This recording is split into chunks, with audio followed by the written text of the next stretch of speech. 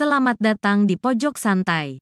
Sebelum Anda mendengarkan audiobook ini, kami menginformasikan bahwa channel ini adalah review audio dari buku yang ada di Indonesia. Untuk membaca keseluruhan buku ini, kami menyarankan membeli buku aslinya di toko buku kesayangan Anda, baik offline maupun online. Keberadaan channel ini dimaksudkan untuk membantu Anda mendapatkan pengetahuan dari buku-buku kesayangan Anda.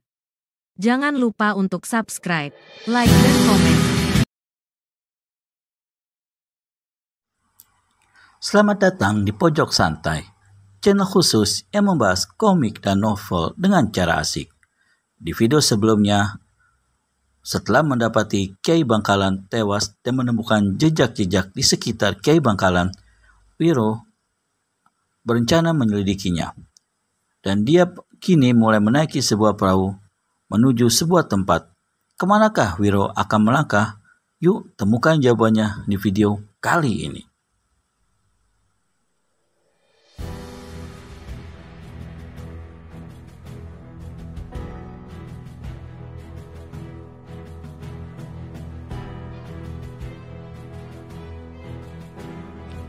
Air laut bergelombang dan berputar-putar tak menentu. Jalannya perahu tersendat-sendat. Kemudian hujan rintik-rintik mulai turun. "Arahkan perahu ke pulau itu," teriak pemilik perahu pada pemegang kemudi. Jauh di sebelah barat kelihatan sebuah titik hitam. Kemudi diputar. Perahu menjurus ke arah barat, ke arah titik hitam itu. Didahului oleh sambungan kilat yang disusul oleh gelegar guntur, maka hujan yang tadinya rintik-rintik kini berubah menjadi hujan lebat yang mendera seluruh perahu. Angin seperti suara ribuan seruling yang ditiup bersama. Karena derasnya, laut marah menyambung gelombang, mengempaskan perahu kian kemari, sementara udara telah berubah laksana malam hari, gelap pekat.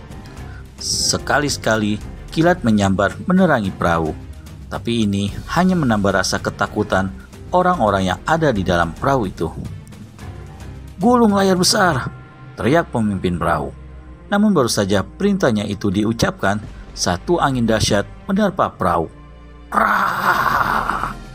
Tiang layar utama perahu patah. Perahu condong tajam mengikuti arah tumbangnya bagian atas tiang layar. Dalam pada itu, dari samping datang pula satu gelombang yang luar biasa besarnya. Perahu yang tidak berdaya itu pun ditelan bulat-bulat. Di antara deru angin dan deru hujan, di antara sambaran kilat dan di antara menggeledeknya suara guntur, di antara semua itu, maka terdengarlah suara jerit pekik manusia yang mengerikan. "Ah, tolong!"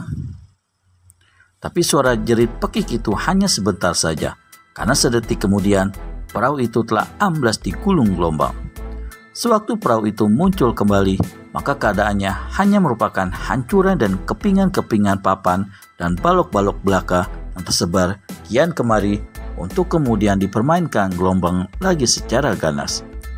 Setiap manusia yang ada dalam perahu itu dengan segala daya yang ada berusaha menyelamatkan diri. Tapi apakah daya manusia dalam melawan keganasan alam yang maha dahsyat itu? Pendekar 212 Wiro Sableng bergulat sekuat tenaga untuk keluar dari bencana maut yang mengerikan itu. Dia berusaha berenang mencapai kayu pecahan-pecahan perahu, namun mana mungkin berenang dalam gelombang yang menggila seperti itu. Baru saja kepalanya muncul, telah disapu kembali oleh air laut. Wiro mulai megap-megap, kehabisan napas, sewaktu dia melihat sebuah papan besar, kira-kira 12 tombak di hadapannya. Dengan sisa-sisa tenaga yang terakhir, pemuda ini berusaha berenang mencapai benda itu. Baru saja satu tombak, sebuah gelombang menderah tuburnya. Pendekar itu amblas lagi masuk ke dalam laut. Sewaktu kepalanya muncul lagi, papan besar tadi telah lenyap. "Celaka, tamatlah riwayatku," kata pendekar 212 dalam hati.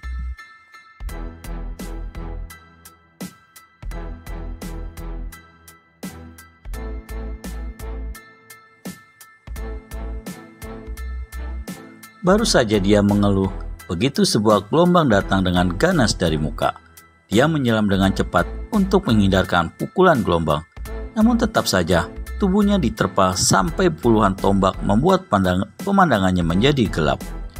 Ketika dia memunculkan kepalanya kembali di permukaan air laut, dalam keadaan setengah hidup setengah mati, sesuatu melanda keningnya dengan keras. Kulit keningnya robek dan mengucurkan darah. Wiro tak tahu benda apa yang telah menghajar keningnya itu, karena dia tak bisa membuka kedua matanya. Namun demikian, otaknya masih terang untuk berpikir. Apapun benda itu adanya, mungkin bisa dipakai untuk menyelamatkan jiwanya. Maka dalam mata terpejam dan muka berlumuran darah dengan membabi buta, Wiro Sableng gerakkan tangannya untuk menangkap benda itu. Pertama kali, dia cuma menangkap angin. Yang kedua kali, dia cuma menampar air laut di sampingnya. Ketiga kalinya juga tak berhasil apa-apa. Namun kali yang keempat, baru dia berhasil menangkap benda itu dan dipegangnya erat-erat. Beberapa saat kemudian, ketika kedua matanya sudah bisa dibuka, ternyata benda itu adalah sebuah balok pendek yang terpaku pada sepotong papan yang lumayan besarnya. Wiro Sableng bersyukur. Dengan benda itu, dia bisa mempertahankan diri agar tidak tenggelam untuk kemudian berusaha berenang mencari daratan.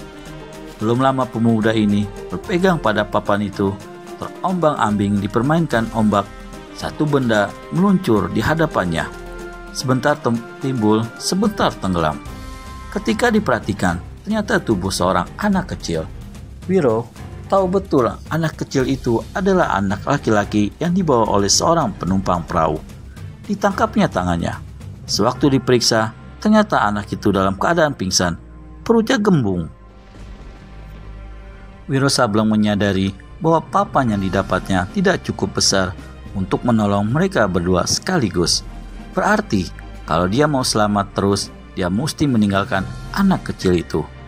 Pertentangan terjadi di lubuk hati pendekar 212. Akhirnya, pemuda itu membuka bajunya. Dengan baju itu, diikatnya anak yang pingsan pada papan, lalu didorongnya ke tempat yang agak tenang. "Mudah-mudahan kau selamat, nak," kata Wiro dalam hati. Dia memandang berkeliling. Tak sepotong papan atau balok pun yang kelihatan. Laut yang tadi menggila kini mulai tenang sedikit. Wiro mengeluh dalam hati. Rupanya sudah ditakdirkan bahwa dia harus mati hari itu di tengah lautan. Berdiri bulu kuduknya. Inilah untuk pertama kalinya dia merasa ngeri. Ngeri menghadapi kematiannya sendiri. Ingin dia memekik, berteriak setinggi langit. Namun siapa yang akan mendengar? Siapa yang akan menolongnya? Lagi pula, mulutnya serasa terkancing. Dicobanya berenang, namun kekuatannya sudah sampai ke batas terakhir. Kaki dan tangannya kaku, tak sanggup digerakkan lagi. Sedikit demi sedikit, perlahan-lahan, tetapi pasti tubuhnya mulai tenggelam. Sebelum kepalanya lenyap di telan air laut, pemuda ini merasa seperti melihat sesuatu jauh di hadapannya, meluncur di atas layar laut menuju ke arahnya. Ia tak tahu benda apa itu.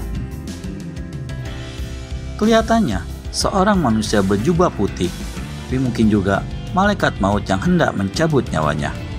Pada detik dia menyebut nama Tuhan dan memanggil nama gurunya. Pada detik itu pula tubuh pendekar 212 lenyap keseluruhannya dari permukaan air laut. Ketika dia siuman, tubuhnya terasa panas. Kepalanya berdenyut sakit, matanya berat sekali untuk dapat dibuka. Di manakah aku? Di manakah aku sekarang? Apakah sudah berada di alam akhirat? Berada di neraka? Wiro Sableng membuka kedua matanya dengan perlahan. Yang pertama sekali dilihatnya ialah atap rumbia. Dia berusaha memutar pola matanya dan memandang berkeliling. Sesungguhnya sudah mati atau masih hidup aku ini, pikir Wiro. Ingatannya merayap pada saat dia berada di atas perahu tengah menyeberangi Selat Sunda, meninggalkan Pulau Jawa menuju ke Pulau Andalas. Kemudian datang angin topan dan hujan lebat. Perahunya amblas ditelan gelombang. Lalu setelah mengikatkan seorang anak laki-laki pada sebuah papan, tubuhnya tenggelam di dalam laut dan tak tahu apa-apa lagi.